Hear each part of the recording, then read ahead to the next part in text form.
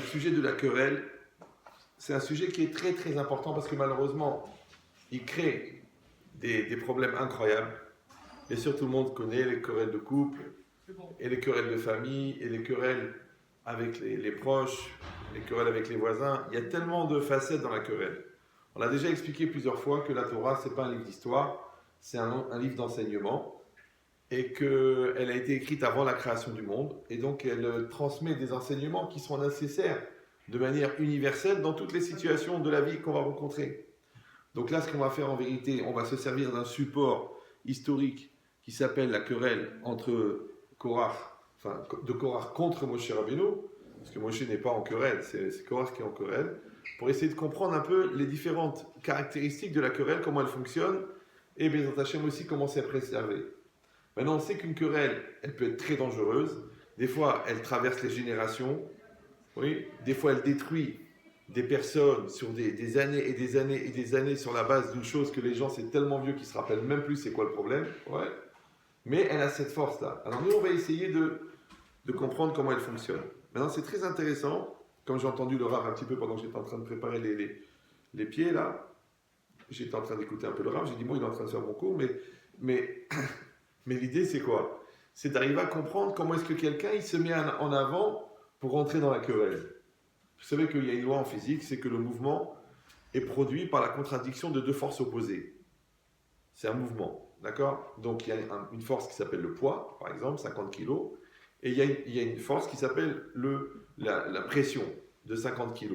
Maintenant, une pression de 50 kg sur un poids de 50 kg, elle crée le mouvement de l'objet de 50 kg. Ok. À l'intérieur de soi-même, on a des forces qui s'opposent. On a Yetzerara, Yetzeratov, le bon penchant, le mauvais penchant. On a le besoin d'être un peu réservé et le besoin de se mettre en avant. D'accord? On a l'ego, qui est une très très grande puissance. On a l'ambition. Et d'un autre côté, on sait très bien que la meilleure manière de boucher un projet, c'est de se mettre devant. Parce que le bouchon de la réalisation, c'est ce qu'on appelle le wam, ou le moi, en tahitien, ou le moi. D'accord? Et ça, c'est un très grand paradoxe de la vie. Que quand tu veux faire des grandes choses dans ta vie, il faut avoir une énorme ambition de le faire. Et après, il faut s'effacer devant cette ambition pour que la chose se réalise. Mais si tu te sers de cette force de départ pour réaliser en fin de compte ton moi, c'est ton moi qui va être la destruction de ton projet. Donc c'est ça le paradoxe. Parce que si tu n'as aucune ambition, bah, tu ne produis rien. Mais si ta finalité c'est toi, eh ben c'est le moi qui va rendre petit ton projet. C'est pour ça que Moshe Rabbeinu, on n'a pas dit Ve'aish Gadol, on n'a pas dit Ve'aish Chacham, Ve'aish Tzadik, on a dit Ve'aish Anav. Pourquoi on a dit l'homme le plus humble de tous les hommes? On aurait pu dire le plus sage de tous les hommes, qui était sage comme Moshe Rabbeinu. On aurait pu dire le plus tzaddik, qui est plus tzaddik que Moshe Rabbeinu. Ouais. On aurait pu dire le plus gadol, le plus grand, le plus noble, le plus pur. Non, non, non, non, non. La Torah dit Vaïsh Moshe Anav. D'accord? Et c'est quoi la Anava? La Anava, c'est la modestie. Et la Anava, en vérité, c'est de connaître sa place. Maintenant, si vous croyez en Dieu, oui? Non? Non, c'est pas évident. À chaque fois que je pose la question, à chaque fois les gens s'étonnent. Mais est-ce que j'ai une tête à fumer d'acétone? D'accord? Non. La croyance, j'ai déjà expliqué 1 million de fois, c'est pas simplement de manger cachère et de faire Shabbat et de se couvrir la tête et d'étudier la Torah tous les jours. Ça, c'est évident, parce qu'en dessous de ça, il faut envisager la conversion au judaïsme. Vous n'attendiez pas ça? Ah oui. Ça, en terminologie de conférencier, on appelle ça un suppositoire, à supposer que vous ayez compris où je l'ai mis. D'accord? Mais c'est quoi l'idée? C'est que la croyance, c'est pas simplement de pratiquer les mitzvot. Ça, c'est évident.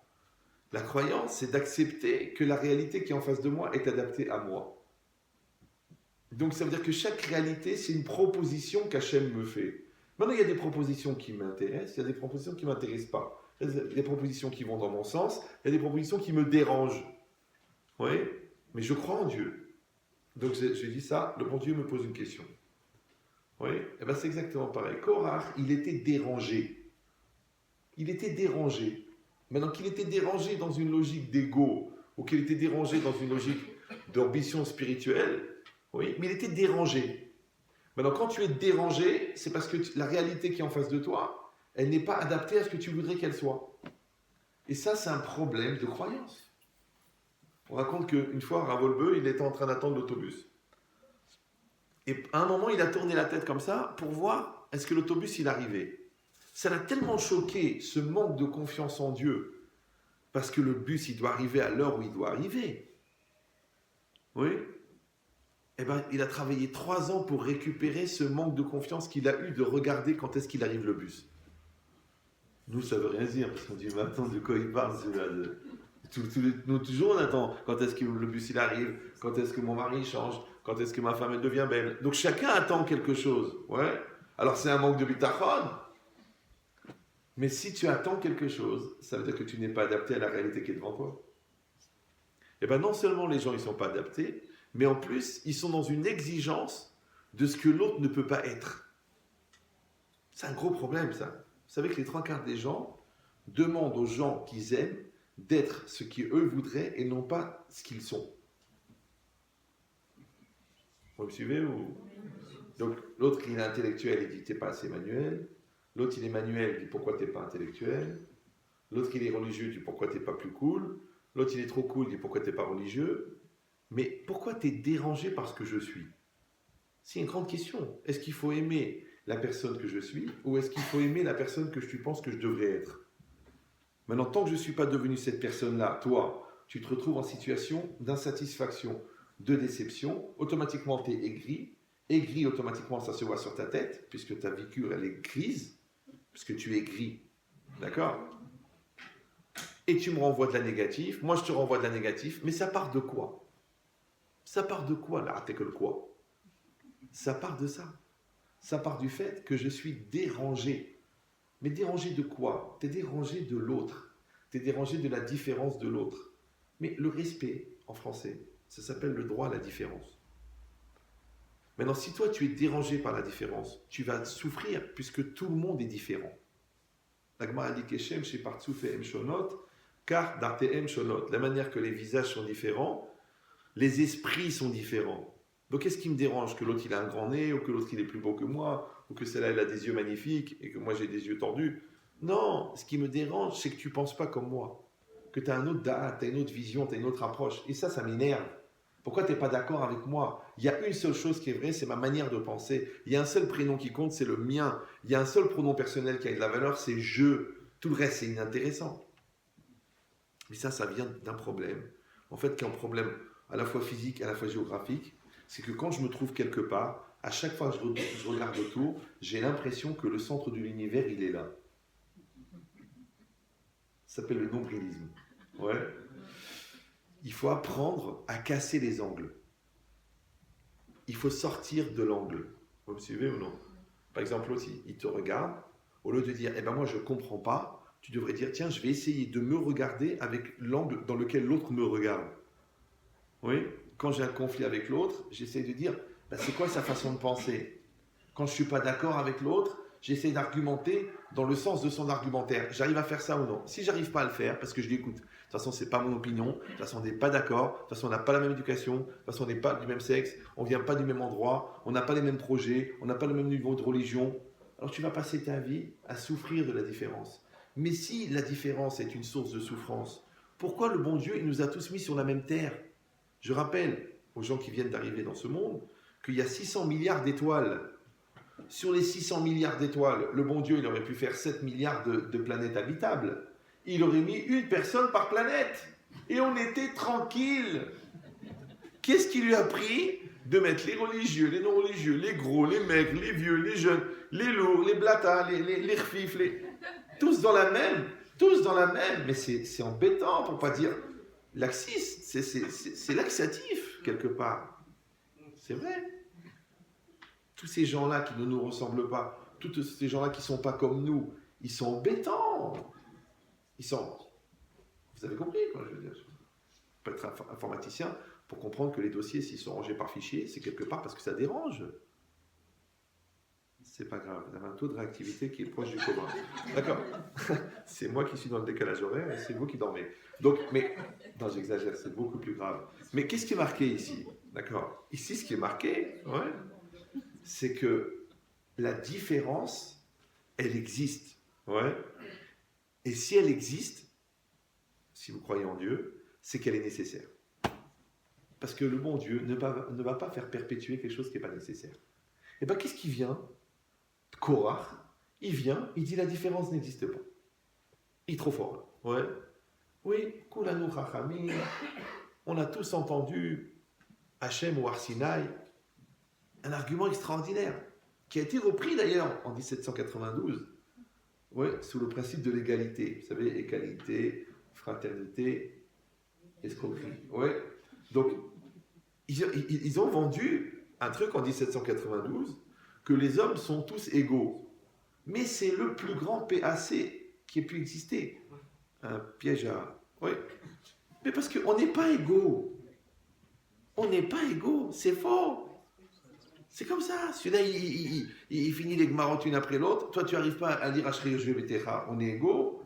Celui-là, il fait des équations en dormant. Toi, tu ne sais même pas ce que c'est un logarithme. Tu crois que c'était une sauce italienne. D'accord? Tu crois qu'on est égaux. Celui-là, il a une beauté naturelle. Et toi, Bliainara, un pou, il est beau à côté. D'accord? Donc, on n'est pas égaux. Celui-là, il est très riche. Celui-là, il est très pauvre. On n'est pas égaux. Maintenant, si c'est comme ça, Dieu qui est Dieu de justice, oui, pourquoi il a créé l'inégalité? Parce que c'est la mitzvah. Hachem, il a fait un monde inégal pour que nous, on fabrique l'égalité. Vous me suivez ou non? Mais il faut accepter l'inégalité. Maintenant, qu'est-ce qu'il est venu, lui? Il a dit non, tout le monde est égaux. Pourquoi? Pourquoi il s'est mis au-dessus, celui-là? Qu'est-ce qu'il croit? Moshe Rabbeinu d'être au-dessus. Mais au-dessus de quoi? De quoi tu parles? Je vous rappelle que Moshe Rabbeinu, quand Hachem a parlé, c'est-à-dire la première fois, et peut-être la seule fois dans tout l'univers, où Hachem est intervenu de manière objective, quand il a parlé, Hachem a dit Anochi Hachem Elokecha Asher hotzeticha me'eretz Mitzrayim, la voix de Dieu a été entendue dans le monde, par 3 millions de personnes. Vous savez que c'est la seule fois. Il y a eu d'autres propositions, et pareil, il y en a un, il est parti dans le désert, il est revenu, il a entendu la voix. C'est lui qui le dit, mais 3 millions de personnes ne peuvent pas baratiner. Oui. Eh bien, c'est la seule fois où Dieu, il est intervenu de manière objective. Parce que tous les autres fois, il intervient dans les rêves, il intervient quand tu es en transe, il intervient par une prophétie. Mais c'est subjectif, parce que chacun il peut dire, on comprend. Mais quand il intervient de manière objective, mais essayez de comprendre que Dieu, il n'est pas humain. Vous savez ça? Non, il y a eu des tentatives il y a 2000 ans, mais on le sait qu'il n'est pas humain, d'accord? Il n'est pas humain, et en plus qu'il n'est pas humain, il n'est pas matériel. Et non seulement qu'il n'est pas matériel, mais il est immatériel. Et c'est pas seulement qu'il est immatériel, il est même antimatière. Parce que la matière ne peut pas coexister en présence de Dieu. Puisque Dieu, pour faire exister la matière, il a été obligé de se retirer de Tzimtzum pour que la matière existe. C'est-à-dire que quand Dieu apparaît, la matière disparaît. La preuve, c'est que quand Hachem a parlé, tous les Béné Israël sont morts. Ils sont tous morts. Il a fallu les faire revivre. Triatametim. Hachem, il a reparlé, ils sont remords. C'est ça ce qu'on appelle les remords. Ouais. Et après, ils sont encore morts. Et encore morts. La Gemara dans Shabbat, Daf Pechet. Lisez-la avant de mourir, c'est très intéressant. Et dit là-bas que les Béné Hachem, il parlait, les Béné Israël, ils reculaient de 9 km, 3 millions de personnes, tellement ils avaient peur. Et ils mouraient. Les anges les faisaient revivre, ils les ramenaient devant le Har Sinaï. Ils reculaient à nouveau, ils mouraient, ils les refaisaient vivre. Jusqu'à qu'il y en a un qui a dit, écoute, on ne peut pas mourir plusieurs fois par jour. Ça devient fatigant à la fin, oui. Alors ils ont dit, bon, ok, vous allez passer par Moshe Rabbeinu, parce que nous, la vérité, c'est trop dur. Maintenant, il y a une question qui se pose. Tout le monde est mort, sauf Moshe. Pourquoi Moshe n'est pas mort? Alors, il y a deux manières pour un homme de ne pas mourir. Soit il est déjà mort, il ne peut pas mourir une deuxième fois puisqu'il est mort. C'est dur de tuer un mort. Le gars, il est mort, tu tires un coup de fusil. Tu as tué quelqu'un? Oui, non, oui, non. Non, puisqu'il est déjà mort. D'accord? Soit que la mort ne peut pas l'atteindre, parce que la mort, c'est la notion de la fin. Et la notion de la fin, c'est la notion de la limite. Et la notion de la limite ne peut toucher que des gens qui sont limités. Or, la limite, elle est inscrite dans la matière. Donc, celui qui n'est pas dans la matière n'est pas dans la limite, donc il n'est pas dans la fin, donc il n'est pas dans la mort. Et Moshe Rabbeinu, il n'était pas matériel. Je vous ai déjà expliqué ça, mais je ne sais pas si vous étiez présent. On va parler redoublante. Vous vous rappelez ou non? Vous vous rappelez pas? Le Maharal de Prague, qui n'était pas marocain, je m'excuse. il a dit que l'ombre de Moshe Rabbeinu était plus concrète que son corps. Alors je rappelle pour les gens qui ont été à l'école en CE2 que l'ombre, c'est l'absence de lumière. C'est-à-dire que quand il y a une lumière qui est projetée, quand vous mettez un écran devant la lumière, ça produit de l'ombre. D'accord ? Donc l'ombre, c'est l'absence de lumière. Mais la lumière, c'est des photons. Et les photons, c'est la seule matière, entre guillemets, qui n'a pas de masse au niveau physique. Donc l'ombre, elle a encore moins de masse que la lumière. Puisque l'ombre, c'est l'absence de lumière. Et Moshe, son corps, il était moins concret que son ombre. Ça veut dire que son corps, il était totalement dématérialisé. Maintenant, si son corps, il était dématérialisé, comment tu crois qu'il était son nefesh ? Son psychique. Comment tu crois qu'elle était son âme ? C'est-à-dire que Moshe Rabbeinu, entre guillemets, physiquement, il était tellement spirituel qu'il était dématérialisé. Donc si quelqu'un il est dématérialisé comme ça, c'est normal qu'il peut rester 40 jours et 40 nuits sans manger et sans dormir. Parce que manger, c'est une notion matérielle. Dormir, c'est une notion matérielle. Mais Moshe, il n'est pas matériel. Il est tellement dématérialisé qu'on dit Moshe et Hachem, c'est les mêmes lettres. Femme tout lalla. Donc Moshe Rabbeinu, il a pu se rapprocher d'Hachem parce qu'il était, entre guillemets, le vrai homme à l'image d'Hachem, qu'il était complètement dématérialisé. Et quelque chose qui est dématérialisé ne peut pas mourir. Parce qu'il faudrait déjà définir qu'elle est vivante. C'est pour ça que ça me fait toujours rigoler quand les gens ils essayent d'avoir une approche psychologique du comportement et des attitudes des grands maîtres de la Torah ou des personnages bibliques. Il veut faire la psychanalyse de Moshe Rabbeinu, la psychanalyse de Avraham Avinu. Mais déjà les Chachamim de la Gemara, ils disent à propos des Tanaïm, qui étaient la génération d'avant, que si eux c'était des hommes, nous on est des ânes. Ça, c'est les Amoraïm, c'est-à-dire que les gens qui ont écrit la Mishnah, je ne sais pas si vous comprenez, ils connaissaient tout le Talmud par cœur. Et eux, ils se considéraient comme des ânes par rapport aux Tanaïm, la génération d'avant, qui eux étaient considérés comme des anges. Alors nous, en tant que consommateurs affiliés, d'accord, en tant que téléspectateurs réguliers, je ne sais pas si vous voyez un peu le niveau de nullité. Oui, nous, on peut venir dans la tête de Moshe Rabbeinu et dire c'est pas normal qu'il s'est conduit comme ça. On peut dire chez Avraham Avinu il a manqué de bonne manière, mais on est qui nous ? On n'est même pas la photocopie d'un cumul arbitraire et de particules détruites. Ce qu'on appelle en anglais réa. On n'est rien. On n'est rien. C'est pas grave, hein, c'est pas grave. Parce que les gens ils vont dire on n'est rien, alors qu'est-ce qu'on fait du respect de soi ? Oui, on n'est rien. Dans notre génération, on est ce qu'on est par rapport à l'intra-génération. Mais par rapport à eux, ben c'est exactement pareil. Comment il a pu venir Korach et dire à tous les bénis Israël, oui, mais on a tous entendu la voix. Oui, on a tous entendu la voix, mais on est tous morts. C'est comme si quelqu'un dit je comprends pas pourquoi lui il a gagné le loto et moi j'ai pas gagné. J'ai acheté un billet. Oui, t'as acheté un billet, mais t'as pas gagné. Oui, tu as un cerveau, mais tu n'as pas imaginé, conceptualisé la relativité. Pourtant, tu as un cerveau. D'accord ? Donc, ça ne veut rien dire on est égaux. Mais il faut savoir une chose qui a été développée par un penseur, malheureusement, qui a mal terminé, qui s'appelait Adolf Hitler. Il a dit, Adolphe, oui, il a dû reprendre de Korach, il a dit, Adolf Hitler, quand tu enseignes à une communauté, plus le mensonge est gros, mieux il passe. Donc tu vas dire une lourdeur comme ça, ouais, à 3 millions de personnes, qui sont tous comme Moshe Rabbeinu, les gens disent oui. Tu vas dire aux gens du peuple en 1792, mais vous êtes la noblesse de France, ils vont dire ok, on prend la Bastille. Ils n'ont juste pas compris qu'après la Révolution, ils vont retourner dans le caniveau, ouais, que la noblesse, on lui coupe la tête, et que la bourgeoisie est devenue la noblesse. Donc en fait, une révolution, c'est quoi? C'est juste une redistribution des inégalités. C'est ça une révolution.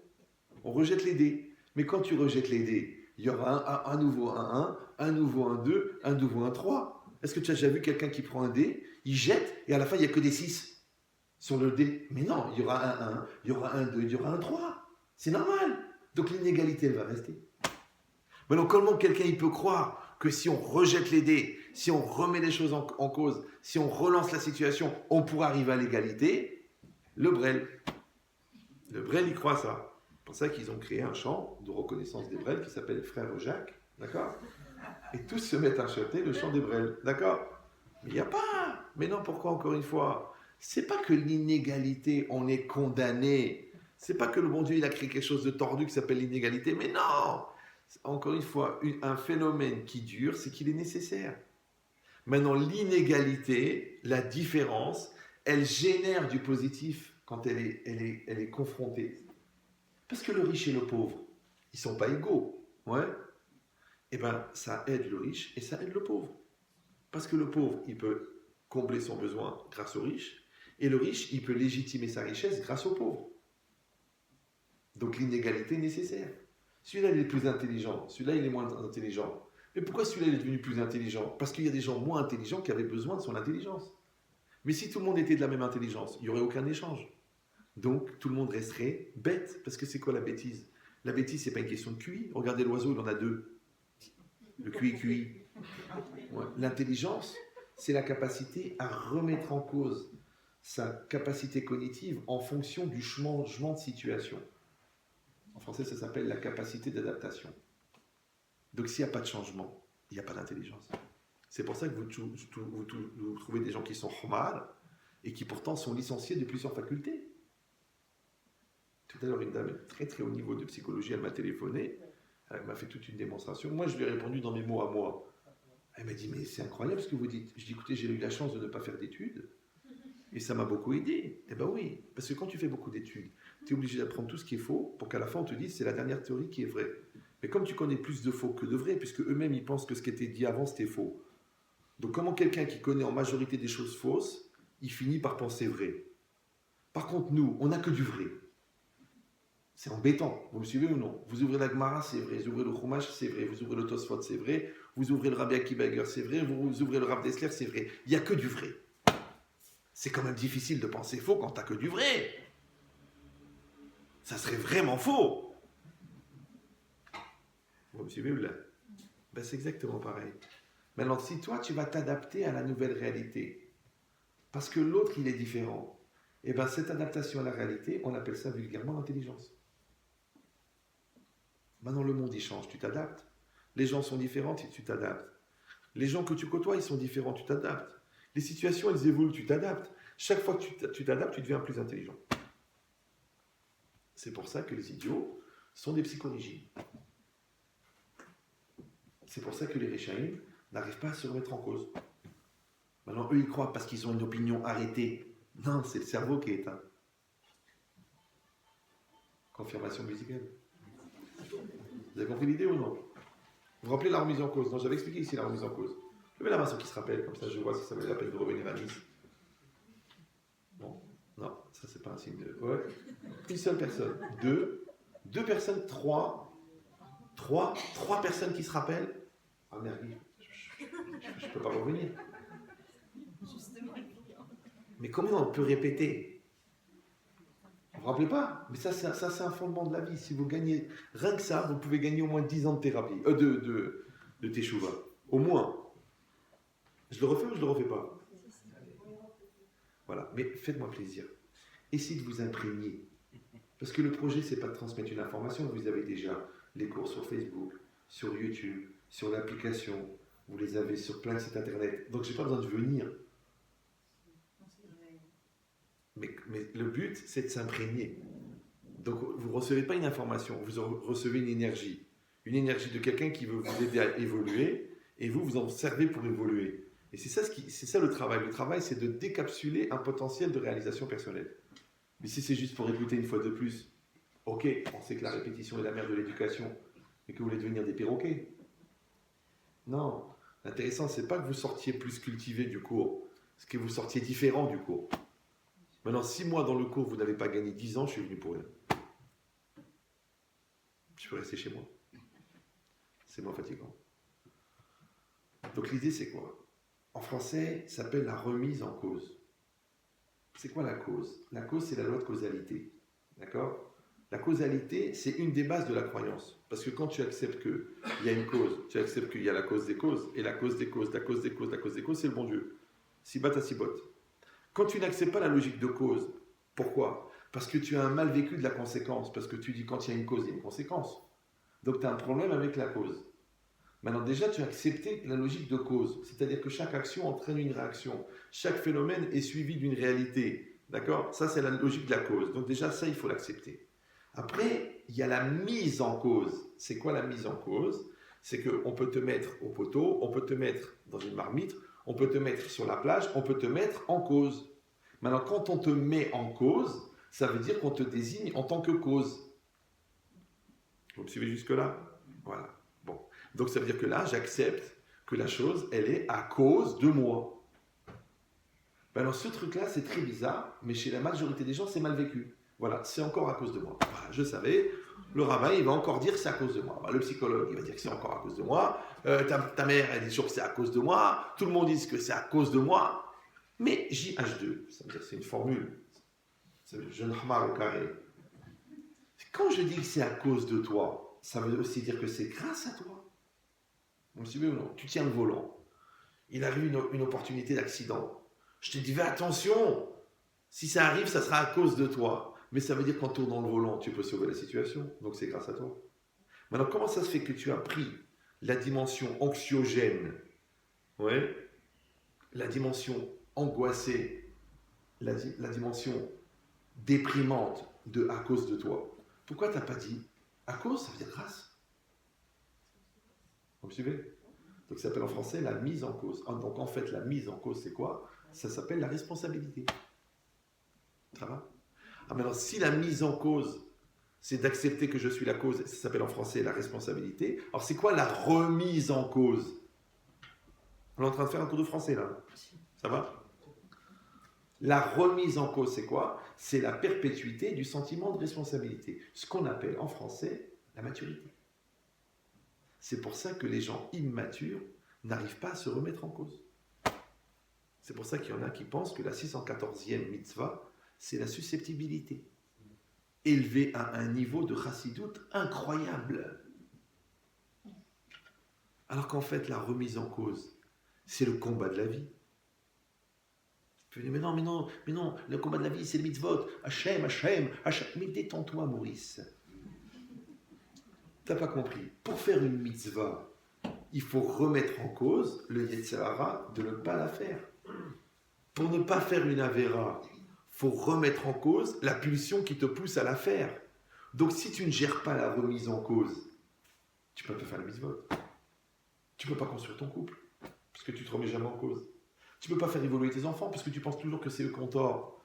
Tu ne peux pas vendre un produit à un client, parce que tu penses toujours à ton intérêt, parce que tu ne te remets pas en cause. Tu ne peux pas comprendre autre chose que ce que ton cerveau il te donne à comprendre, puisque tu n'imagines pas qu'il y a un angle de vue différent. Tu peux pas devenir plus intelligent, puisque tu penses que tu as déjà atteint le sommet, puisqu'il n'y a pas de remise en cause. Donc tu es condamné en 2 mots. Maudit et c'est pas grave. Mais c'est ça l'idée. Ouais. Donc rappelez-vous de cette phrase. Ouais. Que les gens immatures n'arrivent pas à se remettre en cause. Donc combien il faut travailler cette mida de la remise en cause? Moi, ce que j'appelle en français la flexibilité existentielle, la fluidité. Il faut être fluide. Vous savez, l'eau, elle descend de la montagne. Vous avez déjà vu ça? Ouais. En ce moment, il y a beaucoup d'inondations. Eh bien, quand elle arrive devant un arbre, t'as pas vu que l'eau, elle s'arrête? Elle dit, je bouge plus. Psychorigide. De quelle origine d'Afrique du Nord? C'est difficile à dire, d'accord? Mais elle bouge plus.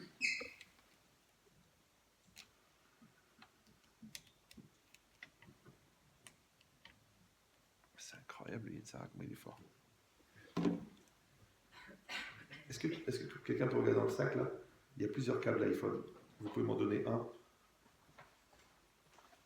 Celui-là, il marche pas. Je sais pas ce qu'il a.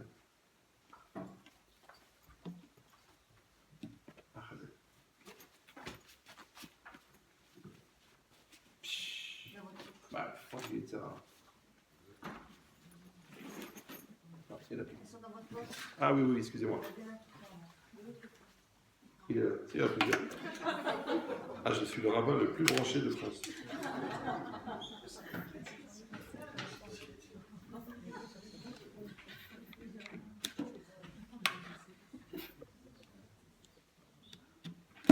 Chaque cours, il y a un truc. Le Satan, il est trop fort. Maintenant, là, il y a 104 personnes qui suivent le cours. Il leur fait le coup de la batterie. On va voir. Ça ne marche pas non plus.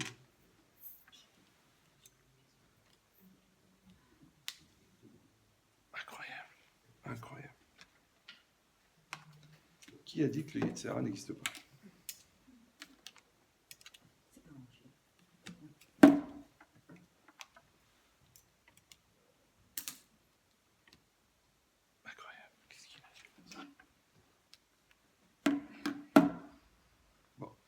Ça marche.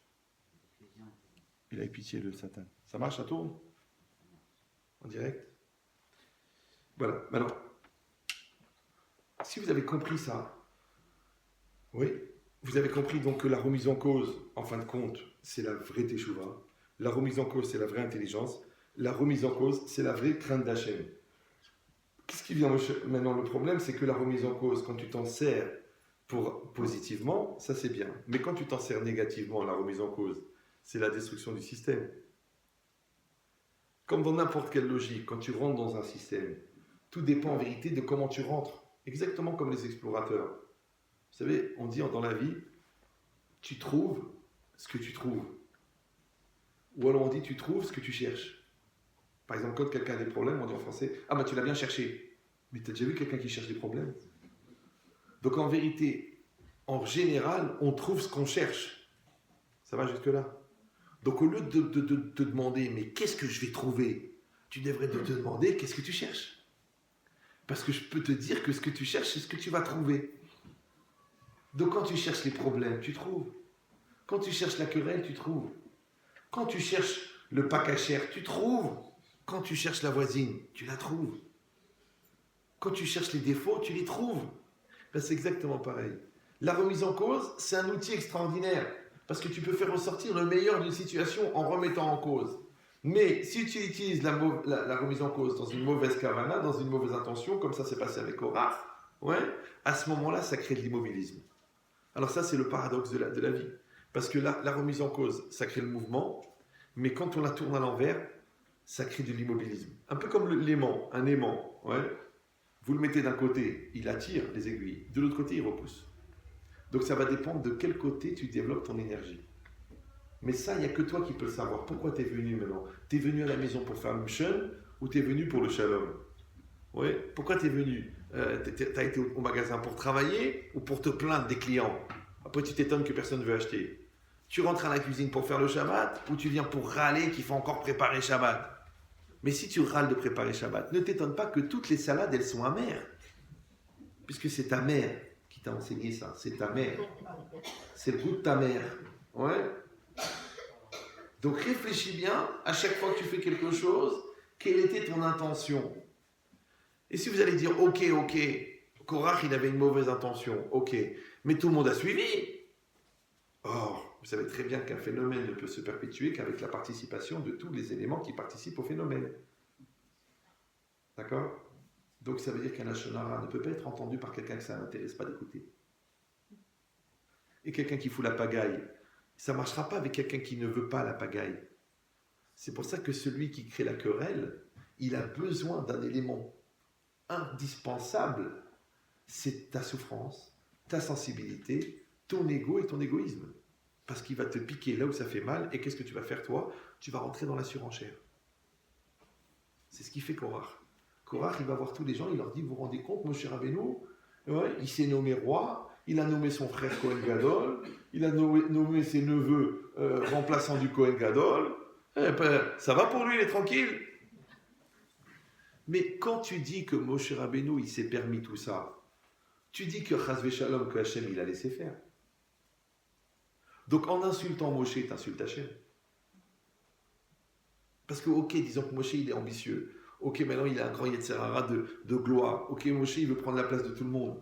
Mais Hachem, il dort. Hachem, il est dans le coma. Mais en 3 secondes, il éternue, il fait un tsunami. Je ne crois pas qu'il aurait pu détruire Moshe Rabbeinu en 3 secondes. Non seulement qu'il ne l'a pas détruit, mais encore une fois, il l'a conforté dans son choix, il l'a confirmé dans sa position. Ça veut dire qu'il pense que ce qu'il fait Moshe, c'est bien. Alors comment toi, tu peux faire croire à 3 millions de personnes que Moshe, c'est un malfaisant, que Moshe, c'est un escroc? Je vais dire pourquoi. Parce que ne peuvent être entendues que des paroles qui intéressent les gens à être entendues. C'est pour ça que tu ne peux pas dire la shonara à n'importe qui. Il faut que tu dis la shonara à quelqu'un qui ça intéresse. Eh oui. Et la vie des autres intéresse. Les gens ont la télé, les gens ont des journaux spécialisés en psychologie, ce qu'on appelle Closer, Public, Femme Actuelle, tous ces journaux qui traitent en fin de compte de la pensée humaine, mais à son niveau vraiment le plus bas, que même quand tu creuses, tu n'arrives pas à ce niveau. Ouais. Mais il y a des gens qui s'intéressent. Ça s'appelle les popoles. Vous connaissez les popoles? Non? People. C'est les people. Les gens, ça les intéresse de savoir que Brad est un pitre. Mais tout le monde le sait. Ça les intéresse d'entendre que telle vedette, tout le monde veut assister au mariage de la. D'accord? Mais ça veut dire que ta vie, elle est tellement vide que la vie des gens qui sont personnes, elle t'intéresse. C'est ça le problème. Parce que le vide attire le vide. C'est une loi physique. Donc maintenant, toi, tu vas dire de la shonara à quelqu'un qui s'intéresse d'écouter la shonara. Donc toi, au lieu de dire, tu te rends compte comment il me parle de la shonara, tu devrais te dire, comment ça se fait que ça m'intéresse d'écouter? Puisque ce qui ressemble, ça semble. Donc on va proposer une escroquerie, soit un escroc, soit un pigeon. Ben, l'escroc, il va dire, je m'associe avec toi. Et le pigeon, il va dire, oh, mais c'est l'affaire du siècle. Mais tu réfléchis pas pourquoi on te propose une escroquerie? Tu te rends compte, le gars, il t'a proposé une machine qui coupe les billets dans l'épaisseur. C'est-à-dire qu'avec un billet de 50 euros, t'en fais 2. Le seul problème, c'est qu'ils sont un peu fins et ils ont le même numéro de série. Et toi, tu as acheté cette machine 70 000 euros. C'est rien, puisque tu vas les rattraper vite, puisque tu doubles toute ta monnaie. Vous me suivez ou non? Maintenant, la question, c'est pas comment ça se fait qu'il y a des escrocs dans le monde. La vraie question, c'est comment ça se fait qu'il y a des brels pour les écouter. Et ça, c'est ça la logique. C'est que c'est une question philosophique auquel vous pouvez réfléchir aux toilettes, parce que c'est pas un principe de Torah, mais et ça peut aider en plus. Est-ce que ce sont les imbéciles qui génèrent les malins, ou est-ce que ce sont les malins qui fabriquent les imbéciles? Est-ce que le malin, parce qu'il t'a embrouillé, parce qu'il t'a pris la tête, parce qu'il est un beau parleur, eh ben il a fait que tu t'es fait avoir, et donc tu as été l'imbécile de la situation? Ou non, c'est que des fois, des gens intelligents, ils voient des gens qui sont tellement brels, qui sont obligés de devenir malins. À la limite, c'est ta faute. Parce que tu es tellement un pigeon, tu rentres dans le bureau du gars, tu vois la poussière blanche par terre, tu dis mais qu'est-ce que c'est? Eh bien c'est de la farine. Mais pourquoi faire? C'est pour vous rouler dedans. Ouais, quand tu sors de la porte, écoute la sonnerie. Le chant des pigeons, un espèce d'appel à la conscience. Et toi, tu vas et tu plonges et tu achètes les actions pour un range qui n'existe même pas en Australie. Mais t'es brel. Alors je te dis, la vérité, elle est crue par des gens qui veulent la croire. Donc si tu n'as pas, toi, la capacité de dire, attention, peut-être ça sent mauvais. Comment celui-là, il peut me proposer la Torah et c'est un escroc, j'écoute pas. Celui-là, il me propose une affaire et je vois qu'il est bizarre, je ne crois pas. Celui-là, il me propose d'être l'homme de ma vie, de m'amener le bonheur, de me rendre une femme épanouie. Mais je suis marié.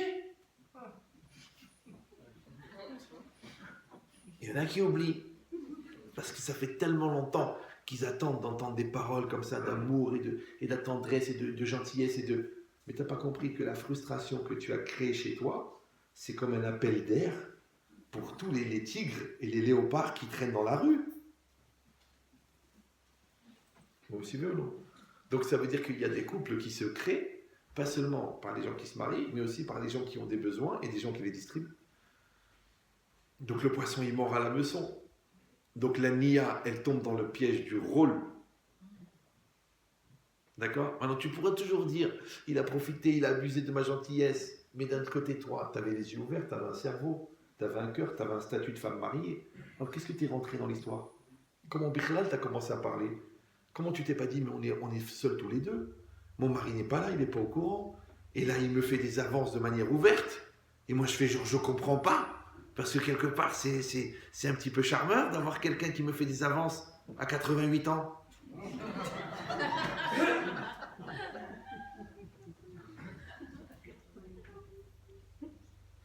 Donc tu vois, toi, ton problème, c'est pas que quelqu'un il a abusé de ta gentillesse. C'est que toi, tu as accepté d'être le relais de sa fourberie. Donc ce que tu appelles, en fin de compte, ta bêtise, ta gentillesse, ton côté nia, ouais, en vérité, c'est une complicité. C'est pour ça que je dis toujours, moi, je veux bien réfléchir à la culpabilité du bourreau, mais il va falloir qu'on réfléchisse aussi à la complicité de la victime. Alors qu'est-ce que vous allez dire? C'est encore à cause de moi. Raoudon Colo, cousin de Marco Polo. Non, je t'ai pas dit que c'est à cause de toi. Je t'ai dit réfléchis dans chaque proposition qui t'est faite. Ah, et c'est pour ça que le bon Dieu l'a donné un cerveau. C'est pour ça qu'il a donné de la Torah. C'est pour ça qu'il a donné des règles. C'est pour ça qu'il a donné de l'Aïrat Shamaïm. Parce que c'est ce qui permet de filtrer. Le gars, il est prêt à tout pour toi. Tu dis, il n'y a pas de problème, chérie. Épouse-moi. Oh non, c'est pas pareil. Donc tu es un consommateur. Ouais. L'autre, il te dit, on va faire une affaire de folie. On met 50 000, on achète un magasin. On a dit, ok, alors mets 25. Non, tu comprends, moi j'amène mon apport personnel, j'apporte mon expérience. Si tu mets pas 25, c'est que tu y crois pas. Pourquoi tu veux que moi je mette 50 et toi tu mets rien? Et l'autre il dit, ouais, tu te rends compte, je mets 50 et il me vend 80% des parts. C'est sûr, il te vend 80% de rien. C'est le volume d'air le plus cher du monde. Et toi, tu es sûr que tu as fait une affaire, mais sur la base de quoi? Et en plus, tu as tellement confiance en lui, parce que tu le connais depuis des années, tu fais même pas de papier. Aïe, aïe, aïe, aïe. Ouh là là, ça c'est un très très grand auteur marocain qui s'appelait Boual Sarah. Tu fais un contrat. C'est ton cousin, c'est ton frère, c'est ta mère, c'est le Rav, c'est le tzaddik, tu fais un contrat. Il faut faire un contrat. Si tu ne fais pas de contrat, dans le contrat, il y a train. Tu fais un contrat. En hébreu, ça s'appelle un shtar. Et il y a deux catégories de shtar. Le shtar A ou le shtar B. Ah ben, si tu n'as pas fait le shtar A, c'est sûr que tu vas faire le shtar B. Oui. Le shtar A, c'est que quand tu le présentes à l'escroc, il dit Ah, c'est le shtar A. Ah, vous avez un shtar. Mais si tu n'as pas fait de shtar, automatiquement, ça peut être n'importe quoi. Il dit ben ici, c'est exactement pareil. Quand la personne, elle accepte que la différence est nécessaire, ouais, elle va comprendre que la proposition de Korach, elle est bizarre. Oui, quand quelqu'un il vient chez moi, une fois quelqu'un il m'a dit, ouais, tu sais, le Rav, un Rav un tel, il a dit ça, il a dit ça, il a dit ça sur toi. Moi, je lui ai dit, écoute, ça ne me dérange pas, mais tu ne te demandes pas qu'est-ce qu'il dit sur toi. Parce que s'il parle sur moi, devant toi, pourquoi tu ne crois pas qu'il parle de toi devant quelqu'un d'autre? Puisqu'il déjà il parle. Mais ça, tu n'avais pas imaginé. Pourquoi, encore une fois? Parce que tu n'arrives pas à envisager un autre angle de vue. Mais c'est ça toute la vie. La vie, c'est de changer d'angle. Tu regardes comme ça, tu vois une chose. Tu regardes comme ça, tu vois autre chose. Change d'angle. Change d'angle. C'est pareil, ton enfant. Tu t'entêtes à essayer de fonctionner, ça ne marche pas. Eh bien, change de méthode. Tu as essayé la dureté, ça ne marche pas. Essaye d'être cool. D'accord? Ta femme, tu t'es dit, je vais l'éduquer. Peut-être qu'elle n'a pas besoin, vu qu'elle a quand même le même âge que toi, a priori. Si tu as épousé une demeurée, il faut l'emmener dans un asile. Et là-bas, c'est qu'elle est comme toi. Seulement que peut-être que le temps que tu passes à l'éduquer, ça t'évite à t'imaginer que peut-être que toi aussi, tu dois t'éduquer. Donc les miroirs, ça marche dans les deux sens.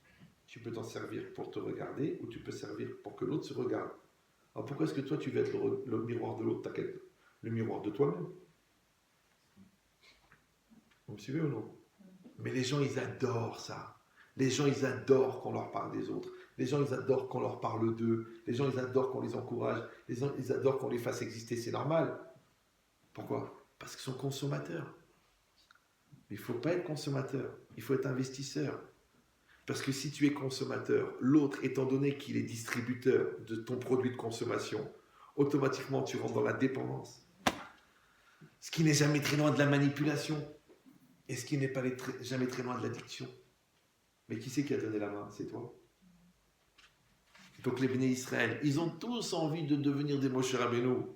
Qu'est-ce qu'il fait Korach? Il a dit, mais vous êtes tous des Moshe Rabbeinu. Mais ça ne veut rien dire. Parce que Moshe Rabbeinu, il est devenu Moshe Rabbeinu. Parce qu'il est devenu Moshe Rabbeinu. Donc toi, tu ne dois pas essayer de devenir Moshe Rabbeinu. Tu dois essayer de devenir toi-même, comme Moshe, il est devenu lui-même. Vous me suivez ou non? C'est pour ça que les héros chez nous, ce n'est pas des gens extraordinaires. C'est des gens extraordinairement eux-mêmes. Alors que dans la société, les gens extraordinaires, c'est des gens que tu ne seras jamais. Donc ça crée ou de la frustration ou de l'illusion. Tu ne seras jamais Ronaldo. Tu ne seras jamais, je sais pas moi, Rambo. Rambo, un poète français très connu, qui trouvait son inspiration dans des plantes, qu'on trouve au Vietnam d'ailleurs. C'est un truc incroyable, comme quoi connexion entre Sylvester et Arthur. D'accord? Mais c'est ça l'idée. C'est qu'en fait, on a tous besoin de rêver. Oui, et celui qui te fait rêver, c'est celui qui te fait grandir. Ou le contraire, celui qui te rabaisse. Maintenant, celui qui mise sur ton illusion, il va te rendre mauvais. Et celui qui mise sur ton ambition, il va te rendre bon. Donc réfléchis quand quelqu'un te propose quelque chose. Est-ce qu'il te propose de grandir ou est-ce qu'il te propose de rêver? Maintenant, Korach, il propose de rêver. Mais les gens, ils aiment le rêve. Rendez bien compte que le monde de la fiction, c'est ce qui se vend le plus. Toute la télévision, le cinéma, les romans, les chansons. C'est quoi les chansons? Tout le monde de la chanson, c'est quoi? C'est que tu t'identifies à la chanson. Oui. Et ça fonctionne. Après, il te vend de l'information. Comme ça, il te donne l'impression, l'illusion que tu es informé. Mais en vérité, tu ne sais rien de ce qui se passe au fond. Puisqu'après 30 ans après, la CIA raconte que, le Mossad raconte que... Donc, en fin de compte, tu n'avais pas la bonne lecture de la situation. Donc, en fin de compte, on te vend de l'illusion. Et les gens, ils sont contents. Ils ont même plusieurs chaînes de télé-illusion. Après les journaux, et pour les gens qui ne veulent pas réfléchir, on leur vend du prêt à penser. Et après, on leur vend du prêt à porter. Et après, on leur vend du prêt à ressentir. Ils regardent des séries, ils ont de la peine, ils pleurent devant les films. Ils pleurent, ils regardent un film, ils pleurent. Après, il rentre au cinéma, il voit sa femme qui pleure, il lui dit, tu arrêtes ton cinéma. Donc la société, elle fabrique des Jacques de manière exponentielle. Et elle réussit grâce à Dieu. Il y a de plus en plus de Brel. Et ce qui est bizarre, c'est que dans la loi de la démocratie, on demande au Brel de voter. Mais le Brel, il va voter bêtement puisqu'il est Brel. Vous suivez ou non? C'est que le système, il tourne en rond. Les gens qui voulaient le pouvoir, ils étaient dictateurs. Après, ils ont dit non, on va fabriquer une fausse liberté qu'on appelle la démocratie. Mais dans la démocratie, de toute façon, puisqu'on rend les gens Brel, donc de toute façon, c'est les décideurs qui vont décider. Donc ça reste que les Brel restent Brel et les décideurs décideurs. Donc quelle différence entre un dictateur et un démocrate? C'est pour ça que Platon, il a dit, la moins pire des dictatures, c'est la démocratie. Vous ne saviez pas? Mais il faut sortir un petit peu. Il n'y a pas que la Guémara. Ouvrez vos yeux, orthodoxes. Et bien c'est ça ce qu'il a proposé Korach. Korach, il a proposé la démocratie. Là, ce qu'il dit le Midrash. C'est incroyable. Comment un texte qui a 3500 ans, tu peux le lire dans l'actualité. Il est venu, il a dit, c'est dans le Midrash Tanchuma. D'ailleurs, au début de la paracha, Rachid tout de suite, il dit, tout est dans le Midrash Tanchuma. Alar Korach, kol ota laïla. Il a été toute la nuit. Ve'aya mat'e et Israël. Il trompait Israël. Ve'omer lahem, il leur disait, Uma atem sufurim. Et qu'est-ce que vous croyez? J'adore quand les gens disent ça. Ouais. Mais qu'est-ce que vous croyez? She'ani osek litol ota gdula le'atzmi. Vous croyez que moi je fais tout ça pour prendre cette grandeur pour moi? Vous croyez que je remets en cause Moshe Rabbeinu et Aaron Cohen pour moi? Eh bien sûr que c'est pour toi. Alors pourquoi? Il dit Ani mevakesh shete agdula choseret al kulanu. Je voudrais que la grandeur de Moshe Rabbeinu, elle revienne sur nous tous. Mais est-ce que ça veut dire ça? Tu prends un bateau, faites une croisière un jour, c'est incroyable. Ouais. Il y a 2500 personnes dans le bateau, qui sont les clients. Et il y a à peu près 2500 employés dans le bateau. Et donc sur 5000 personnes, il y a combien de capitaines? Un. C'est idiot, non? Toi tu dis, mais c'est mal fait. On devrait faire qu'en payant ta place dans la croisière, tu deviens capitaine. Et qu'il y aurait 5000 capitaines. Mais s'il y avait 5000 capitaines dans le bateau, où il va aller le bateau? C'est plus un bateau, c'est une galère. Eh bien, cet argument, il vient, Korach, il le dit. Ouais. Il a dit, vous croyez que c'est pour moi?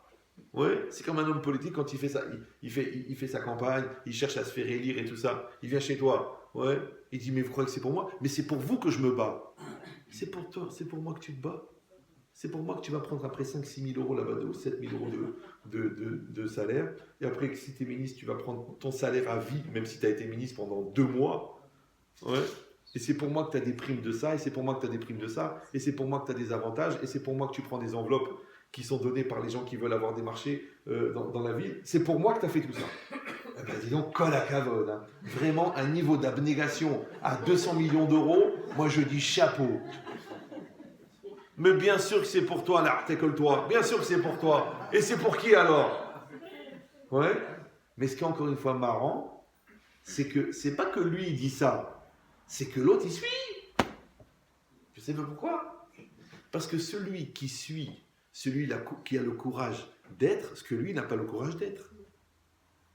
C'est comme par exemple les gens qui ont ce qu'on appelle les GG en psychologie. Les grandes gueules. Et bien les grandes gueules font l'admiration des frustrés. Des gens qui sont coincés comme ça. Mais quand ils voient quelqu'un qui gueule, ils disent, ah bah tu vois, il a raison. Eh ben il se laisse pas faire. Et il dit ce qu'il a, ce qu'il pense, il dit ce qu'il veut. Mais pourquoi tu l'admires? Parce que toi, t'es nul. Parce que tu n'arrives pas à t'imposer. Parce que tu n'arrives pas à taper sur la table. Donc le terrain de prédilection dans le développement des GG, c'est les frustrés. Donc les GG rencontrent les frustrés. Les grandes gueules rencontrent les frustrés. Maintenant, les frustrés ont besoin des grandes gueules. Et les grandes gueules ont besoin des frustrés. Maintenant, lequel des deux qui fabrique l'autre? C'est très compliqué. Donc quand il vient Korach et il dit, vous croyez que c'est pour moi que je le fais, mais c'est pour vous que je le fais. Pour que la grandeur de Moshe Rabbeinu, elle retombe sur nous tous. Mais qu'est-ce que tu crois, toi, qu'il va y avoir 3 millions de Moshe Rabbeinu? Mais vous comprenez ce que je veux dire ou non? C'est complètement débile. C'est débile. Oui, non, c'est débile. Alors comment tu l'entends? Encore une fois, pourquoi? Parce que ça t'intéresse. Ça t'intéresse d'entendre ça. Ouais. Tu connais quelqu'un très bien. On te fait un lashon hara sur lui. Pourquoi tu le crois? Parce que ça t'intéresse. Mais tu le connais depuis qu'il est petit. Tu sais très bien qu'il est incapable de faire une chose pareille.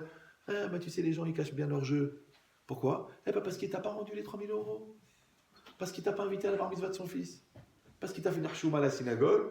Ou parce qu'il t'a pas fait kavod. Et pour ça, maintenant, tu écoutes la lashon hara. Vous savez ou non? C'est-à-dire que l'autre, il a fait une erreur. Ça crée un terrain où tu es devenu demandeur de négatif. Et quand tu deviens demandeur de négatif, c'est comme si tu fais un appel d'offres pour que quelqu'un te raconte du négatif. Et effectivement, Mina Shamaïm, tu rencontres quelqu'un qui te raconte du négatif. Et tu dis, ben, le monde est bien fait. Parce que je voulais écouter du lashon hara et quelqu'un m'a fait du lashon hara. Ouais. Et moi, je manque d'ambition et je rencontre quelqu'un qui a de l'ambition. Et moi, j'arrive pas à faire des choix et je rencontre des gens qui font des choix pour moi.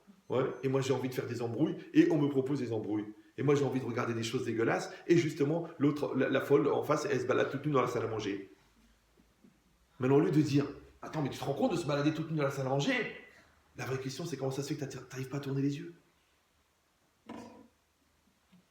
T'as beau dire c'est honteux, qu'est-ce que ça veut dire? C'est quoi cette génération? Est-ce qu'une femme elle peut se promener toute nue dans sa salle à manger? Et il y a des enfants dans la maison, et il y a des gens en face. Mais pourquoi tu regardes?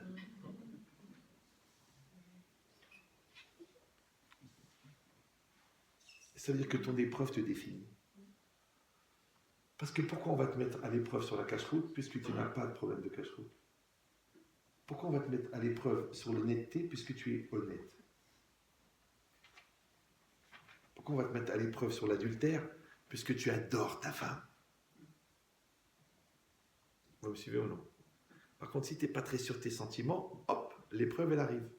Si tu n'es pas très sûr de l'honnêteté, parce que tu dis qu'à partir de 100 000 euros, c'est une mitzvah de voler, à partir du moment où tu donnes le maaser à l'Eshiva, ouais, donc on va te proposer de voler.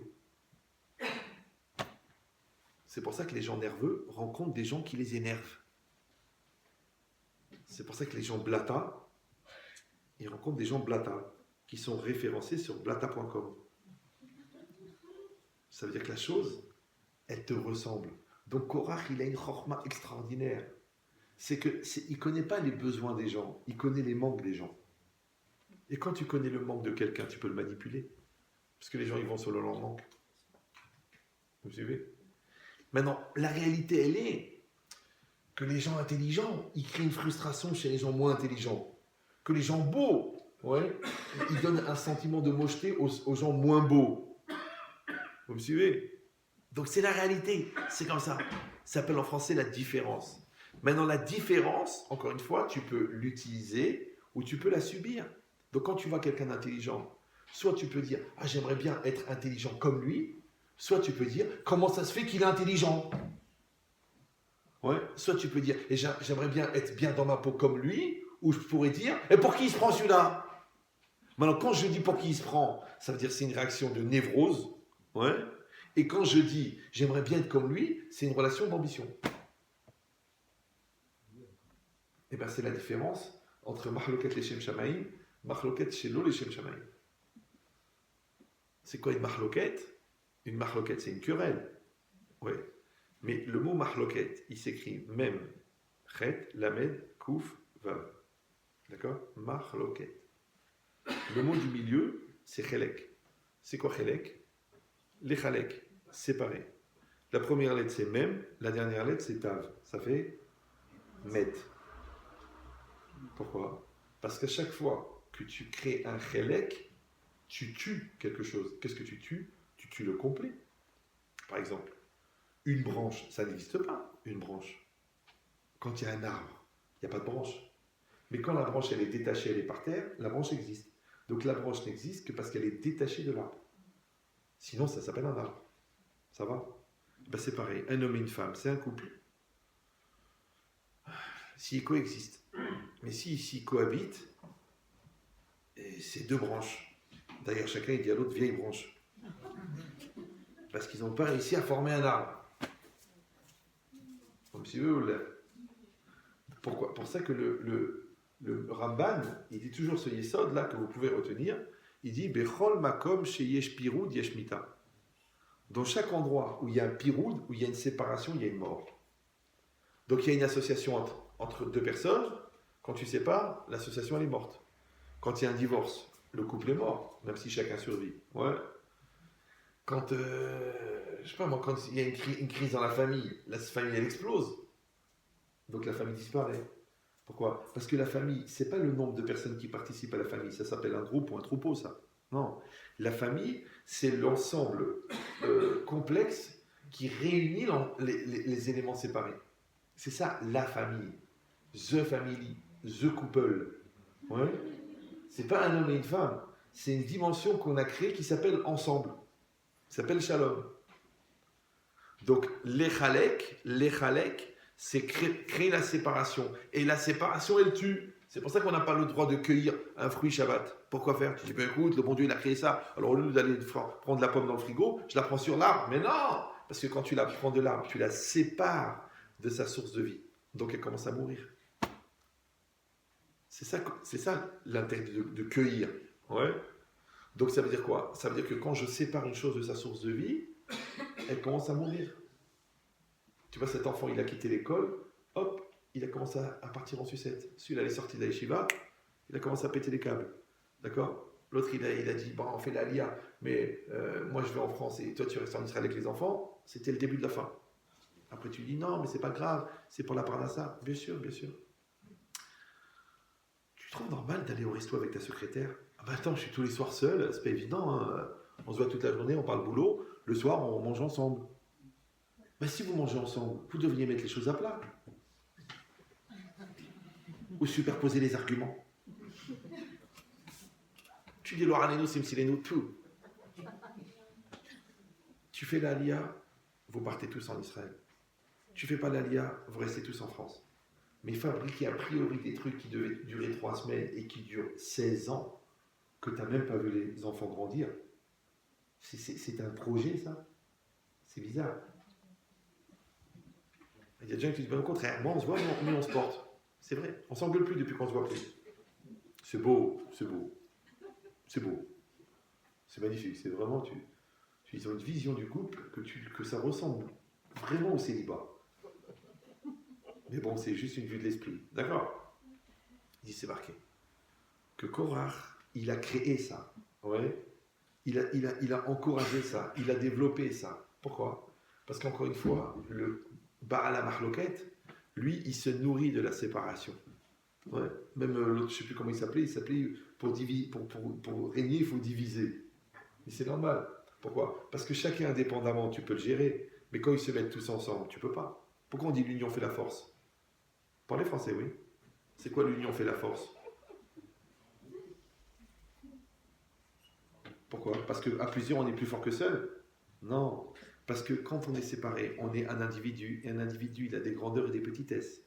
Mais quand on est un tzibour, le tzibour, ce n'est pas une personne. C'est tout le monde. Et tout le monde n'a pas de petitesse. Parce que la petitesse, c'est une notion individuelle. La pauvreté, c'est une notion individuelle. La mort, c'est une notion individuelle. C'est pour ça qu'on dit En Tzibour Ani. Un tzibour n'est jamais pauvre. Parce que tu peux appauvrir une personne, parce que le sentiment de pauvreté, c'est une question d'individu. Mais un tzibour, c'est tout le monde, et en même temps, c'est personne. Donc, comme tout le monde ne peut pas devenir pauvre, parce que quelqu'un est pauvre, mais tout le monde n'est pas pauvre. Donc, en étant tout le monde, ouais, tu n'as plus de pauvreté. Donc, l'union fait la force. Mais attention, parce que le cumul des individus au détriment de l'individu crée une masse. Et la masse n'a pas de personnalité. C'est pour ça qu'il dit le Rav Shimshon Raphaël Hirsch. Vous avez entendu parler de lui, non? Non? Des sommités. Michael Jackson? Oui, on n'a pas la même culture. Donc, le Rav Shimshon Raphaël Hirsch, il a dit la communauté n'a de valeur que quand elle est au service de l'individu. Mais si l'individu est là pour faire exister la communauté, ouais, l'individu, il n'existe plus. Donc une école est là pour chaque enfant. Mais si les enfants ils sont là pour faire exister l'école, pour faire des salaires pour les profs et une richesse pour le directeur, c'est un troupeau, c'est un produit de consommation, c'est un mode d'investissement. C'est un mode de spéculation sur le besoin d'être éduqué. Mais ce n'est pas une école. Parce que l'école doit être au service de l'individu. La communauté, elle doit être au service de l'individu. Et la famille, elle doit être au service de l'individu. Nous sommes tous ensemble pour chacun. Maintenant, toute la famille va s'occuper du petit frère. Et toute la famille va aider la maman qui vient d'accoucher. Et toute la famille va être solidaire du papa en ne laissant pas les lumières allumées et les robinets qui coulent. Parce que c'est lui qui se crève pour trouver l'argent. Maintenant, quand on est solidaire, ouais, on crée du shalem. Shalem, c'est shalom. Mais si chacun il pense à son petit intérêt, on crée du chasser, on crée du manque. Parce que moi, je regarde ce qui me manque, au lieu de regarder qu'est-ce qui manque à la famille, qu'est-ce qui manque au couple, qu'est-ce qui manque à la communauté. Donc, vous avez compris que le manque, quand il est utilisé, il est moteur de perfectionnement, mais le manque, quand il est mal utilisé, il est destructeur de la communauté. Parce que chacun, il tire la couverture sans son intérêt. Chacun, il voit ses besoins. Et puis moi, il ne faut pas que je m'oublie. Et mon psy m'a dit, il faut penser à vous. Mais quand le psy il a dit qu'il faut penser à toi, c'est pas pour divorcer. Parce qu'il y a beaucoup de gens comme ça. Ouais. Ils font un petit burn-out. Ouais.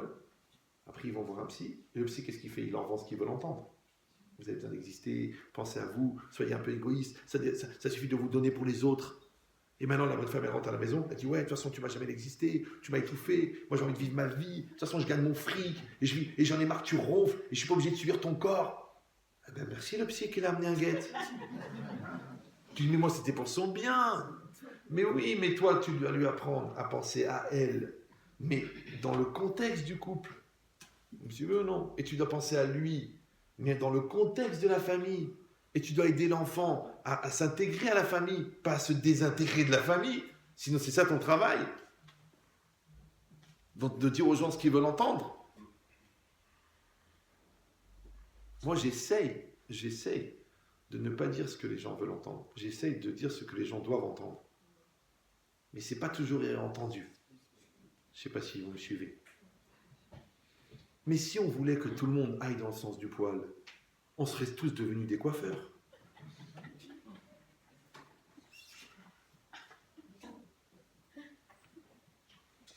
C'est pour ça que dans Emet, il y a Met.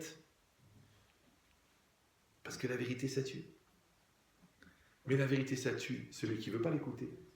Mais la vérité, ça donne des forces à celui qui veut l'écouter.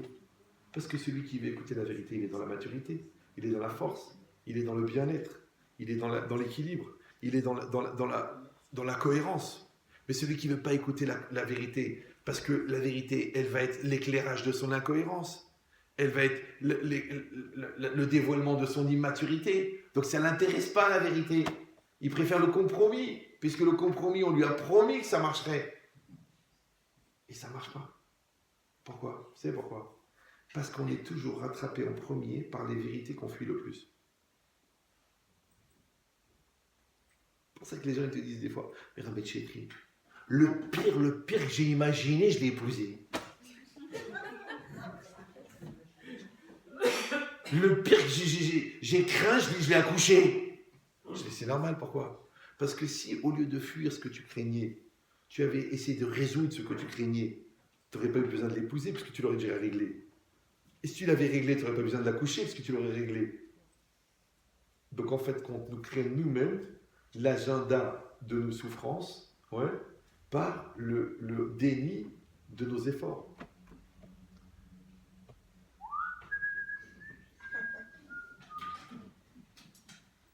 Vous avez compris pourquoi il n'y a pas beaucoup de monde au cours? Parce que les gens, ils ont peur de grandir. Parce que pour les 3/4 des gens, grandir, c'est souffrir. Alors qu'en vérité, c'est le contraire. La vraie satisfaction, ce qu'on appelle la joie, c'est la satisfaction d'être. Mais la satisfaction d'être, elle ne vient que quand tu es. Mais quand tu fais semblant d'être, les gens qui t'obligent à être, ils t'agressent. Donc pour eux, grandir, c'est souffrir. Donc qu'est-ce qu'ils vont faire? Ils vont chercher des gens qui les font rêver, des gens qui leur font plaisir, ou des gens qui ne les remettent jamais en cause. C'est pour ça qu'il y a des gens qui vendent une Torah qui n'a aucun rapport avec la réalité. Soit parce que c'est de la Kabbalah, donc de toute façon tu n'es pas touché, soit c'est parce que c'est du judaïsme. Du judaïsme. Moshe Rabbeinu, sorti d'Égypte, tu dis, donne-leur un petit peu de crainte de Dieu, donne-leur un petit peu de moussard, donne-leur un petit peu de coup de fouet, qui se réveillent. Non. On maintient la communauté dans un niveau de nullité qui leur permettra de ne jamais se rendre compte que le rabbin est plus nul qu'eux. Moi, j'ai plein de rabbins qui ne voulaient pas que j'aille dans leur communauté. Ils avaient peur. Pourquoi? Parce que les gens, ils comparent après. L'autre, il dit tellement de vent que tu te dis, dommage qu'il n'est pas dans la clim. Donc quand tu fais un discours qui est riche et qui est plein, et qui aide les gens à se remettre en cause, tu te dis, bah attends, il va faire évoluer ma communauté. Du coup, ils sont capables de venir poser des questions, et là, Chas Shalom, je serai obligé d'étudier la Torah. Alors que là, quand je les laisse brêler, je leur raconte des bêtises et des lourdeurs, et je leur parle de la politique et de l'avenir d'Israël, et de la lutte contre l'antisémitisme, les gars, ils restent des brêles. Et ils sont bien, et lui, il est bien, en tant que chef de troupeau de brêles. Et c'est normal, puisqu'il a été formé au séminaire de Sherwood, là où on forme les rabbins des bois. C'est ça qu'on dit Robin. On ne dit pas rabbin, Robin. Robin. Ça va? Il ne faut pas avoir peur. Il ne faut pas avoir peur de grandir. Nous, la yeshiva, je me rappelle, c'était tellement dur. Tellement le Rav, il nous faisait punching ball. Chaque semaine, on disait, je quitte la yeshiva. Je dis, mais je suis un goy. Mais je suis le goy. Je n'ai pas d'émouna, j'ai pas... Il nous fracassait la tête. Grâce à ça, on est devenu grand. Alors que si tu dis à quelqu'un, bravo pour ce que tu fais, c'est déjà pas mal. Christine, elle a promis qu'elle se convertirait. Mazal Tov. C'est pas grave, tu mangeras cachère dans une autre vie, c'est déjà pas mal. Les tefilines, tu les as à la maison, c'est mieux que rien. J'ai dit, mais non, les tefilines, il faut les mettre. Ouais, mais c'est contraignant. C'est pas grave, ne les mets pas. Ah, pourquoi tu les as achetés? C'est comme les gens qui disent « Ah, j'ai votre livre ». Je dis « Mais il faut le lire, c'est pas une mezouza. » Non, il croit que c'est magique. Genre, t'as acheté le livre, il est là. Tu le touches, de temps en temps. Ah, ça fait quelque chose. Mais non, le livre, il faut le lire, il faut le relire. Il faut le passer au fluo, il faut le découper, il faut apprendre par cœur, il faut le manger, il faut le tatouer dans le dos de ta femme qui rentre en toi. Les gens ils disent j'ai le livre, il est tout neuf. Moi j'ai des gens qui ça reste entre nous, hein, des goïms. Ils m'amènent leur livre, mon livre à moi, ils me l'amènent, mais tout écrit, tout développé, tout truqué, tout. L'autre il me dit je l'ai lu 9 fois. Et l'autre il te dit je l'ai acheté. C'est pas la peine d'essayer de me le revendre. Je l'ai acheté. Mais je te dis mieux. Ne l'achète pas. Vole-le. Mais lis-le. Mais vole-le. Mais lis-le. Tu dis, ah non, on fait pas ça chez nous. On achète, mais on lit pas. Ben, c'est exactement pareil. Tu viens en cours, tu te marres. C'est bien, mais évolue. Tu dis non, on vient pour se marrer. Mais va chez Gad. Bon, c'est vrai qu'il est pas marrant. Mais, d'accord. Mais c'est quoi l'idée? Ça veut dire qu'une personne, elle a compris qu'en fin de compte, la vie, c'est ça. Donc, tu as des parents, ils sont là. Il y a des choses qui te plaisent, des choses qui ne te plaisent pas chez eux. Mais c'est tes parents. Alors, grandis avec eux. Donc, ton conjoint, il change, il évolue, il grossit, il maigrit. Mais le bon Dieu te l'a envoyé. Ça veut dire que tu as quelque chose à faire avec. Alors, vas-y, fais avec, grandis avec. Tes enfants, c'est tes enfants. Je ne les voyais pas comme ça me saoule, ça me prend la tête. Il n'est pas sérieux, il ne travaille pas. Mais c'est ton fils. Son seul défaut, c'est qu'il te ressemble. Alors, vas-y, profite. Grandis, si tu ne peux pas l'aider à devenir lui-même, essaie au moins de comprendre qui tu es, puisqu'il vient de toi. Non. Toute ta vie, tu vas être dans le déni. Non, vous ne connaissez pas, vous ne savez pas ce que j'ai vécu, c'est trop difficile, j'y arriverai pas. Mais, Rabotai, je ne sais pas comment vous le dire, on va tous mourir. On va tous mourir. Oui? Alors à quoi ça sert tout ce baratin? Et toi, et ta soeur, ta race, et plus religieux, moins religieux, on va tous mourir. Et quand on va arriver au Lama Emet, au monde de la vérité, c'est fini, il n'y a plus de baratin. C'est ce que c'est le baratin. C'est pas un endroit où on sert des tisanes. Vous ne connaissez pas. Le baratin, c'est le contraire du Emet. En fait, le baratin, c'est tout l'argumentaire qu'on prépare pour légitimer le fait qu'on n'a pas été ce qu'on devait être. Mais ce baratin n'existe, encore une fois, que dans un monde où on côtoie le baratin. Pourquoi? Parce que moi, je baratine. Parce que toi aussi, tu baratines. Comme les hommes politiques. Pourquoi ils ne s'accusent pas l'un l'autre? Parce que chacun, il a un dossier sur l'autre. Tu veux ou non? C'est exactement pareil. Toi, tu baratines avec quelqu'un qui baratine. Donc toi, tu fais genre le religieux, lui, il fait le religieux. Après, le contraire. Toi, tu fais genre l'anti-religieux, et l'autre, il dit « Ouais, moi aussi, je suis anti-religieux. » Mais en vérité, les deux, ils crèvent de faire de la religion. Mais ils ont honte, parce que si un, il devient religieux, l'autre, il va dire « Attends, tu deviens religieux? Alors, tu es bêcheuse maintenant, ça y est, tu es devenu Hassida. Alors, tu dis « J'ai honte de devenir religieux. » Alors, tu te mets toute nue, comme tous les soirs, toutes les non-religieux. Ouais. Mais au fond de toi, tu voudrais faire la Torah, tu voudrais apprendre la pudeur. J'étais dans l'avion, là, que je suis revenu de Tel Aviv. Une dame, elle est à côté de moi. Elle me regarde comme ça et tout. Elle me parle. Oh, vous savez, j'adore les contes de Ranchaya. Oh, j'adore. Oh là là, c'est super. Et tout ça. Après, au bout d'un moment, elle me dit, mais c'est quoi votre nom? Je dis, Ben Chetri. Le Rav Yeya. Elle m'a dit, mais je vous écoute tous les soirs. Mais c'est incroyable. Je ne vous ai pas reconnu. Je dis, oui, parce qu'on nous maquille avant de faire le film, d'accord. Mais qu'est-ce qu'elle me dit? T'es pas tellement pudique, hein? Ouais. Moi, t'es pas déshabillé, mais elle m'a dit, donnez-moi un cours qui va me donner envie de me couvrir la tête. Il y a femme tout là. Vous me suivez ou non? Tu vois une dame en pantalon, un truc, avec un servez-vous, ouais. Et au bout de 4 heures d'avion, elle te dira un Ben Chetrit, donnez-moi un cours qui me donne envie de me couvrir la tête, parce que ma fille elle est religieuse, mon fils il est religieux, et moi je suis la seule comme ça, je voudrais me couvrir la tête, mais j'arrive pas, donnez-moi le cours. Au lieu qu'elle te dit, laissez-moi tranquille avec cette religion, et moi ça me saoule, de toute façon je fais ce que je veux, je suis une femme libre, j'ai pas besoin de m'écraser en dessous d'un casque. Non, elle te dit, je veux la pureté, je veux la kedusha, je veux la sainteté, je veux la shechina dans ma maison. C'est incroyable. Regarde la beauté d'Israël. Chaque juif, il veut la Torah. Et plus quelqu'un il est contre, plus il en veut. Mais seulement, pourquoi? Parce qu'en s'identifiant à son Yetzirah, il croit qu'il est lui-même. Vous avez des gens comme ça. Par exemple, ils sont mariés, ça arrive. Ouais. Et il y a celui qui est religieux, celui qui n'est pas religieux. Des fois, des couples à deux vitesses. Alors, tu as la bonne femme qui dit oui, pourquoi tu ne fais pas Shabbat? Pourquoi tu ne dis pas la Torah? De toute façon, tu es athée, de toute façon, tu es un rachat, de toute façon, tu es un perché, pire que le corbeau. Ouais. Et l'homme, il dit écoute, moi, je suis objectif, tu comprends, moi, j'ai fait des études scientifiques, prouvez-moi l'existence de Dieu. De toute façon, moi, je ne vois rien. Je suis agnostique, je suis pragmatique, je suis athée. Bon. Et ils divorcent. En réalité, c'est un problème de caractère, mais ils ont caché ça en dessous de la différence de religion. D'accord? Et quelques années après, je vais à Lyon faire une conférence. Et au premier rang, je vois un gars, avant de commencer le cours, il est en train de lire des Tehillim. Et avec la barbe. Et je m'approche, et c'était notre maître Corbeau. Le perché. Je vais le voir, je lui dis Mathieu, il me dit non, Mordechai. Je dis mais qu'est-ce qui t'arrive? T'es tombé sur la tête, t'as pris un train dans la figure. Il m'a dit non, après mon divorce, j'ai réfléchi, j'ai dit peut-être que ma femme elle avait raison, j'ai commencé à écouter des cours et j'ai vu la valeur de la Torah, et j'ai pris mon objectivité au service de mon âme au lieu de le mettre au service de mon Yetzer Hara, et maintenant je suis collé le man. Bon, j'ai dit écoute, kol hakavod, baruch mechayam etim, d'accord? Et l'autre, la Hassida, que mon mari n'étudie pas, mon mari doit faire ça, mon mari. Écoute bien, sa fille, elle vient me voir un jour, elle me dit Ramet Chetri, tu te rappelles, mes parents, ils étaient venus vous voir en Shalom Bayit, ta président divorcé. Elle me dit j'en peux plus, tous les soirs, il y a un homme différent qui rentre dans sa chambre. Aïe. Je ne sais pas si vous comprenez.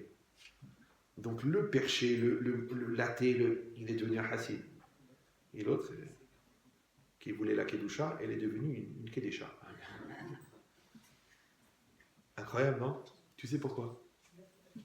Parce que les gens qui sont tellement intéressés à l'évolution de l'autre, ils n'ont qu'à évoluer.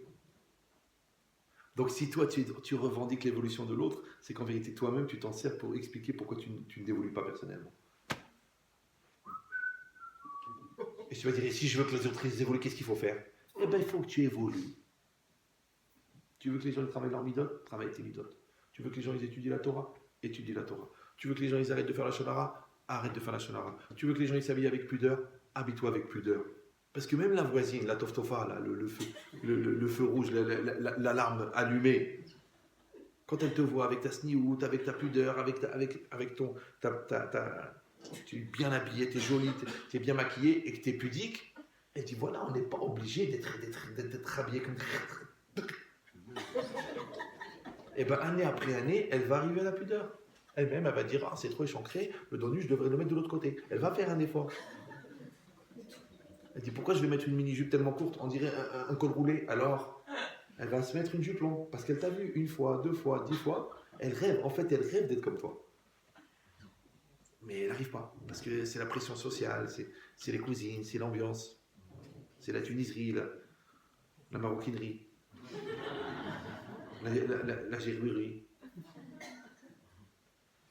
Maintenant, c'est exactement ça. Si au lieu de te servir de la société pour nourrir ton vide, tu te servais de la Torah pour nourrir ton plein, mais tu serais le plus heureux des hommes, la plus épanouie des femmes. Mais il faut faire le travail. Le Baal HaMachloket, il crée ça. Il crée la séparation. Il joue sur tes frustrations. Il nourrit tes doutes. Il encourage tes peurs. Et après, tu plonges. C'est normal. Oui. Donc ça veut dire qu'il faut faire exactement l'inverse. C'est pour ça que Moshe Rabbeinu, tout de suite, quand il a vu qu'il y avait la marloquette, qu'est-ce qu'il a fait? Il a été pour faire le shalom. Il a été les voir. Il a été voir leur dire, voilà, moi je veux qu'on parle et tout ça. Mais eux, qu'est-ce qu'ils font? Ils ne répondent pas. Parce que le Baal HaMachloket, il crée le problème, mais après il ne veut pas de dialogue. Il revendique la remise en cause, mais quand tu vas pour parler, il dit, je n'ai pas besoin de parler avec toi. Ouais, et c'est très intéressant. C'est comme les gens, par exemple, moi je suis religieux. Vous savez ça? Ouais. Mais j'ai un cerveau en plus. Et je veux parler de la physique, de la chimie, de la force de vent, de la chorégraphie, de la symbolique du verre chez Chagall, mais aussi de la notion de la lumière dans la Kabbalah, et aussi de la dimension du Emet dans le Tosfot, là-bas dans le Sachim, et aussi de la perpétuité de la réalité dans la vision plurielle du cumul des pensées individuelles. Je peux faire ça, d'accord? Donc quand les personnes soi-disant plus tolérantes, tu leur dis, ben viens parler, même sans qu'ils parlent, au philo, ils ne veulent pas parler. Pourquoi? Toi, tu crois parce qu'ils ont leur opinion et qu'ils n'ont pas besoin de se confronter. Mais non, parce qu'ils savent que tu as raison. Et ce qu'ils ont peur, c'est qu'à la fin de la discussion, ils vont être obligés de reconnaître. Vous me suivez ou... Donc ça veut dire que plus quelqu'un il est entêté à ne pas discuter, plus il est convaincu qu'il a tort. Parce que si tu es tellement sûr de ton argumentaire, mais viens échanger, viens prouver. Oh non, vous, de toute façon, vous les religieux, c'est pas la peine. Vous, de toute façon, vous êtes obtus, mais voilà, je parle avec toi. Tiens, voilà, allez, viens, on parle. Qu'est-ce que tu veux? Qu'est-ce que tu veux? Tu veux de la Torah, tu veux de la logique, qu'est-ce que tu veux? Tu veux de la physique, qu'est-ce que tu veux? Le langage que tu veux, la logique que tu veux, l'attitude que tu veux. Tu veux de la psychiatrie, viens, on fait, je te soigne, viens. Ah non, j'ai pas besoin, de toute façon, oh vous, on vous connaît, oh vous, on sait où, vous avez une idée derrière la tête. Mais regarde, c'est toi. Déjà, ton langage, il est névrosé. Tu veux que moi, j'ai un problème? Comment il m'a dit? Oui, les gens, ils font teshuva parce qu'ils sont mal dans leur peau. Je dis, écoute, moi, je sais pas. Moi, je soigne les mecs qui soignent les mecs qui sont mal dans leur peau. Alors, comment je peux être mal dans ma peau, moi? Est-ce qu'un pharmacien, il vend des cravates? Est-ce qu'on peut vendre un produit qu'on n'a pas? Vous me suivez ou non? C'est pour ça que dans la teshuva, c'est très, très important que parallèlement au fait que tu vas acquérir les connaissances qui vont faire de toi un juif et un serviteur d'Hachem, parallèlement, tu fais un travail personnel pour être quelqu'un d'équilibré, de normal. Parce que si c'est pour ajouter un ouf de plus avec un chapeau, t'as pas besoin. C'est mieux que tu restes pas religieux, comme ça on dira, ah, c'est dommage qu'il n'a pas fait teshuva. Mais si tu fais teshuva et que tu voles, tu mens, tu triches et tu fumes des joints, l'irvot Shabbat.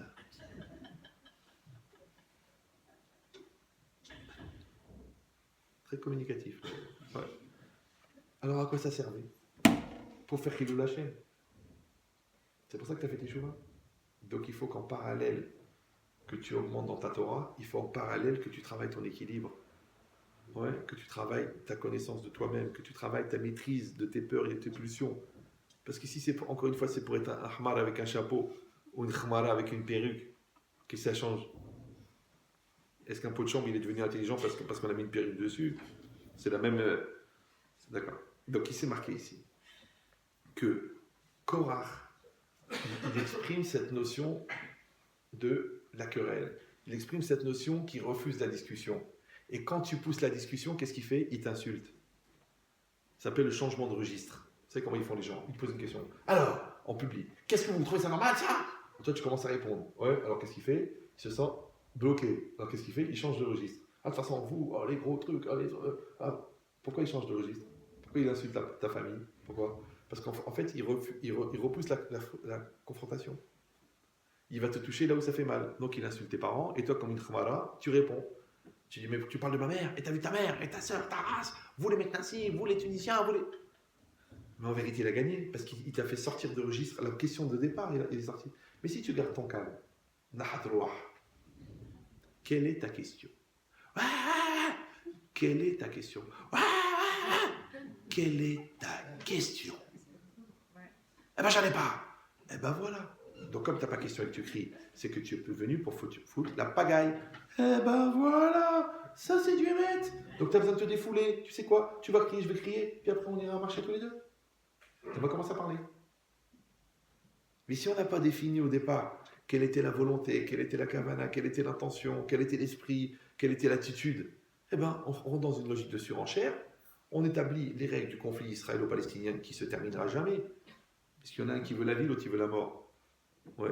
L'autre qui veut la disparition de l'autre, l'autre qui veut la coexistence. Ça ne marchera jamais. Parce qu'ils déjà ils sont en conflit sur la base du problème. C'est impossible. Ouais.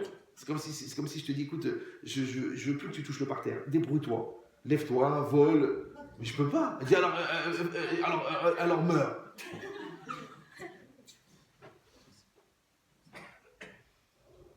Et dans tout, c'est pareil. Si tu demandes à une femme d'être un homme, elle ne peut pas. Après, tu t'énerves, pourquoi elle n'est pas un homme? Ouais. Après, tu t'énerves, pourquoi ton mari n'est pas comme toi? Mais c'est ton mari, c'est pas toi.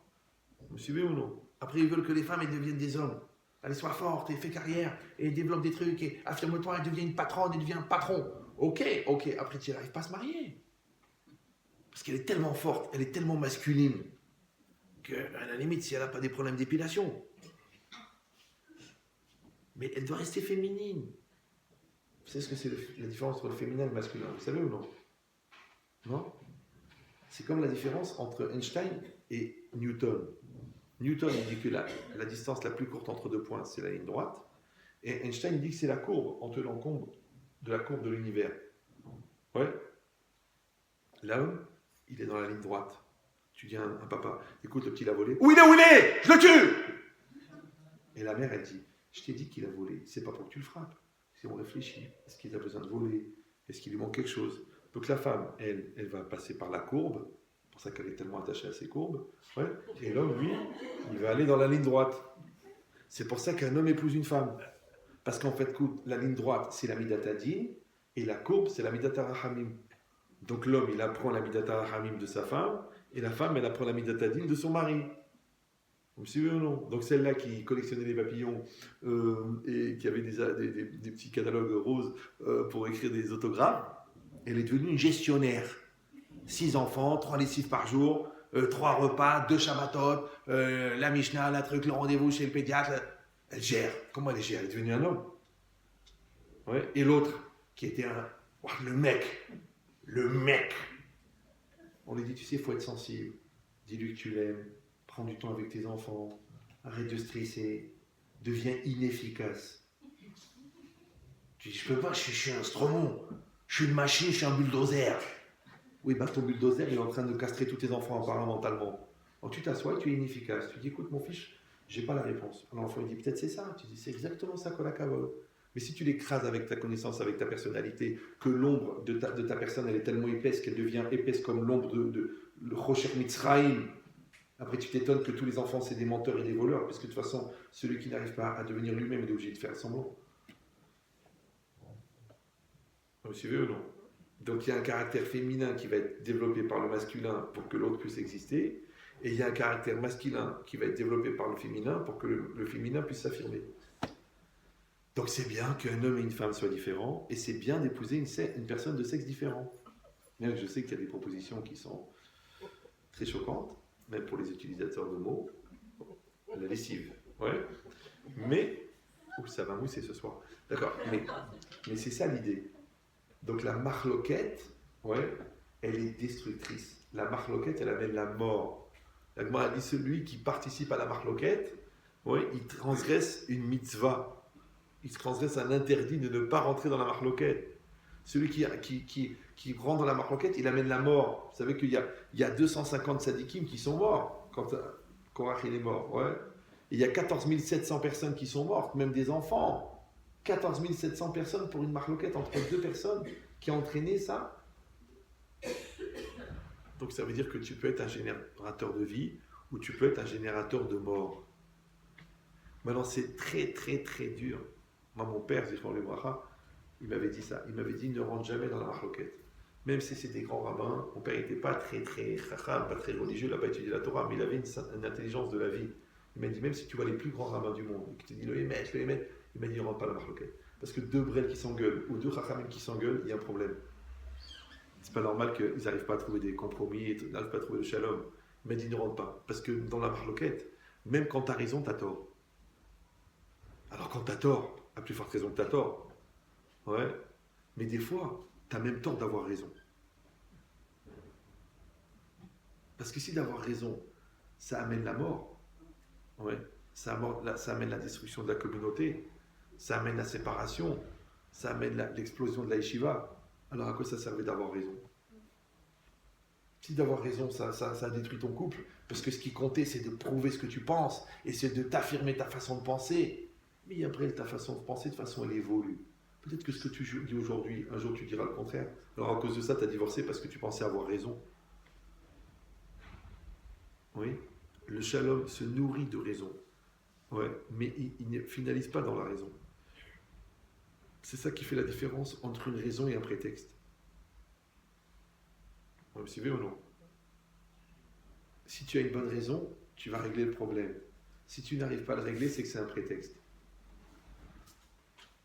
Maintenant, la raison est raisonnable, mais le prétexte, il n'est pas prétextable. Vous me suivez ou non?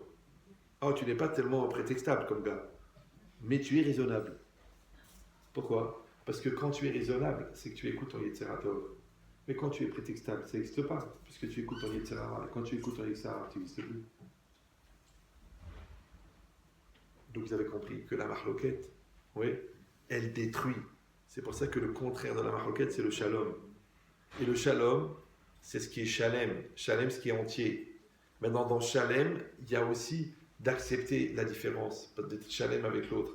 Il y a aussi d'être shalem avec soi-même, de s'accepter soi-même, de s'aimer entièrement dans ses qualités, dans ses défauts, pour fonctionner. C'est aussi d'être en shalom avec les enfants parce que tu les acceptes, tu les aimes sans condition. Tu ne vas pas conditionner ton amour en fonction de leurs résultats scolaires. Parce qu'imagine-toi que plus tu vas être déçu, plus ils vont être déçus d'eux-mêmes. Et donc ils vont moins t'aimer puisque c'est toi qui génères chez eux la déception. Et après ils vont aimer la personne exactement que tu ne voulais pas qu'ils aiment parce que l'autre il a juste accepté leur erreur. Alors que toi tu l'as refusé. Tu dis mais c'est impossible. Alors, si on a de l'ambition, alors on ne peut pas être exigeant. Oui, tu as raison d'être exigeant, mais dans ta tête. Mais dans ta bouche, tu ne dois pas être exigeant. C'est incroyable. Ouais. Donc cette logique-là, vous avez compris. Que Shalom, c'est le contraire de la marloquette. C'est pour ça qu'un des noms d'Akadosh Baruch Hu, c'est Shalom. Le Midrash dit Gadol Shalom, Shemo Shel Akadosh Baruch Hu Shalom. Et les grands de la paix, qu'un des noms de Dieu, c'est... Et je l'ai déjà expliqué 1 million de fois, mais il est très tard, que le nom de Dieu, c'est pas un dénominatif. C'est pas une définition. C'est pas un mot dans le vocabulaire qui s'appelle le nom de Dieu. Le nom de Dieu, c'est un état d'être de la présence divine. Donc, quand la vie, elle est dure, ouais, c'est Elohim. Vous me suivez ou non? Quand la vie, elle est généreuse, c'est qu'elle, elle est flammée. Quand la vie, elle te donne un crédit que tu ne mérites pas, c'est Yudke Vavke. Ça va toujours? Et quand la vie, elle fonctionne bien, que tout est à sa place, c'est Shalom. C'est que le Shalom, c'est une réalité physique de la vie. Maintenant, le Shalom ne peut résider que dans une maison où il y a la cohérence, où il y a la solidarité, où il y a le vivre ensemble. Donc le Shalom, c'est la réalité divine, oui, réalisée dans la réalité. Mais dans une maison, quand il n'y a pas de respect, quand il n'y a pas d'amour, quand il n'y a pas de communication, après tu dis il n'y a pas de Shalom. Mais c'est normal, pour ça que la Gemara a dit, Hachem dit, je n'ai pas résidé dans cette maison où on n'a pas respecté les parents. Je n'ai pas résidé dans cette maison où on n'a pas craint les parents. Parce que la crainte et le respect des parents, c'est la logique de la hiérarchie. C'est la logique de l'équilibre. C'est la logique de la cohérence. Maintenant, si un homme il insulte sa femme, ben, la chéchina, elle quitte la maison. Si une femme, elle déconsidère son mari, la chéchina, elle quitte la maison. Si un homme, il trompe sa femme, la chéchina, elle quitte la maison. Si une femme, elle ment à son mari, la chéchina, elle quitte la maison, sauf sur le prix des achats, évidemment. D'accord? Ça, c'est une mitzvah. Mais vous avez compris l'idée ou non? Ça veut dire qu'en vérité, les gens, ils disent, ouais, mais comment ça se fait qu'on se crie? Comment ça se fait qu'il y a une atmosphère pourrie? Comment ça se fait qu'il y a des nerfs? Comment ça se fait qu'il n'y a pas de respect? Mais tu n'as pas compris. Il n'y a pas de respect parce que la chéchina, elle est partie. Et il y a du respect parce que la chéchina, elle est là. Donc en vérité, toi, en ayant cette attitude que la Torah te recommande, tu amènes la Shekhinah. Et la présence de la Shekhinah s'appelle Shalom. C'est pour ça que c'est marqué Zahou, Shekhinah Benehem. S'ils ont du mérite, la Shekhinah, elle est entre eux. Maintenant, le but de la vie, c'est d'amener la Shekhinah. On prie dans une synagogue, pourquoi faire? Parce qu'on aime bien se voir et parce qu'on a envie de chanter ensemble Amen, Yesh, Meraba. Mais quoi, on est une chorale ou quoi? Non, on prie dans une synagogue parce qu'on veut amener la Shekhinah dans la synagogue. Pourquoi on étudie? Pour amener la Shekhinah au Beth Midrash. Et pourquoi on se marie? Pour amener la Shekhinah dans la maison. Et pourquoi on fait des enfants? Pour amener la Shekhinah dans le cœur des enfants. C'est-à-dire que le but de la vie, c'est la Shekhinah. Maintenant, tu peux l'appeler coordination, harmonie, tu peux l'appeler magnificence, tu peux l'appeler lumière. Appelle-le comme tu veux, c'est rien que des mots. Ouais. Mais le projet, c'est la Shekhinah. Et bien bizarrement, la marloquette, elle fait fuir la Shekhinah. Et la Shekhinah, c'est la vie, parce que c'est la présence divine. Et bien quand la Shekhinah, elle quitte le peuple, l'épidémie, elle se développe. C'est pour ça qu'il y a eu l'épidémie. De la même manière que quand la présence divine, elle quitte le corps, c'est parce que la maladie prend la place. Donc une personne, elle ne meurt pas de maladie, elle meurt parce que la présence divine la quitte. Au al-Sara. Maintenant, ce qui, au niveau individuel, s'appelle une maladie, au niveau collectif, s'appelle une épidémie. C'est pour ça que comme l'épidémie, elle est venue de la marloquette, qui c'est qui a arrêté l'épidémie? Aaron. Comment il a fait? La kétorette. Il a couru avec la kétorette. Ouais, et la Torah dit que là où il passait, il arrêtait l'épidémie. Mais c'est normal, pourquoi? Parce que le contraire de la marloquette, c'est shalom. Et qu'est-ce qu'il fait Aaron? Rodef shalom. Et c'est quoi la kétorette? La kétorette, c'est la fumée qui va du ciel, de la terre au ciel. Donc c'est le lien entre le ciel et la terre. Donc la terre, elle est là avec les hommes, le ciel, il est en haut avec Hachem. La kétorette, elle représente le lien entre l'homme et Hachem. Oui, comme le Vav, il représente l'homme. Et l'homme, il est entre la terre et le ciel. Donc maintenant, quand lui, il a recréé ce lien entre les Bnei Israël et Hachem, automatiquement, l'épidémie s'est arrêtée. Mais ce n'est pas un truc magique que la kétorette, elle repousse l'épidémie. Vous me suivez ou non? Après, ils allaient avec des encensoirs dans les endroits où il y avait la lèpre. Et ils disaient, mais comment ça se fait que ça ne s'arrête pas? Mais la lèpre, elle est dans ta tête, Yabrel. Parce que tu as fait une croix dessus depuis l'époque. Donc il faut faire le contraire. Il faut dire, je me sers de la kétorette pour me rapprocher d'Hachem.